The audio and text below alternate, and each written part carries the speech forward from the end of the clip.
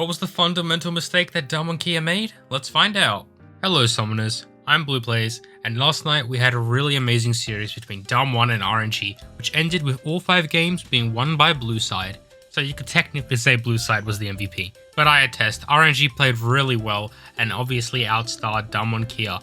So let's talk about what went wrong for Damwon and what really stood out for RNG. I want to start off with something more obvious that many of you guys probably saw as well, but it's the fundamental weak point on Damwon right now, and it was their bot lane. If you look back at all Damwon's games at MSI, you could see that Ghost and Beryl were not having a good tournament overall, looking much worse than they did last year and much worse than they looked in the spring split. And I do believe the players felt this way as well. Beryl refused to use his own World Championship skin every game that he played Leona, just because I believe that he felt he wasn't playing up to standards. His Leona effort cosplay was a little bit sus. And I think the easiest way to summarize Ghost's performance is this tweet by Freak.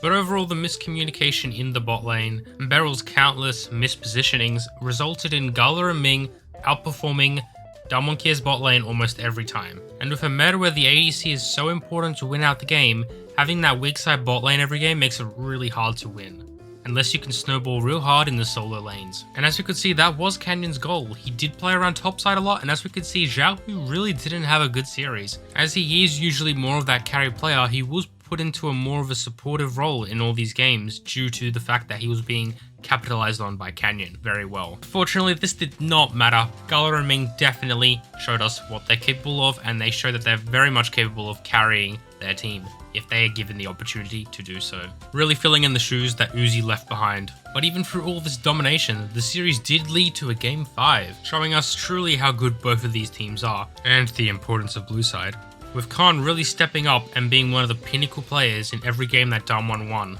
I do believe Khan is really good on these carry champions. He is known for his Fiora, and I believe that if Damwon can play around Khan as a carry position, I do believe they could actually have better performances than him on a tank, per se. And overall, Showmaker, the star player of Damwon, didn't have the best series of his life, but he did show some really nice picks, such as the Akali, which he played very well, unfortunately losing the game. We saw the Xerath, which was really exciting to see.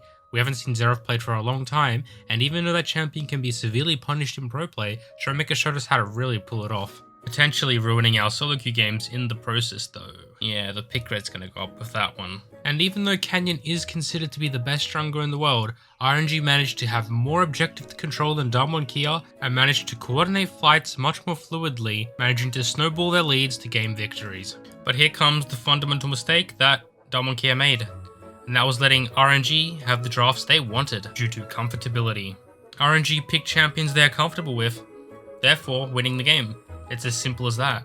They picked champions that are more in line with their playstyle that allowed them to play to their best potential and win the series. Easiest things to see here is Gala picked Kai'Sa all 5 games. Xiaohu got to play his playmaking top laners, like the Gragas or the Gnar, and well, Wayhead Udyr uncontested all 5 games.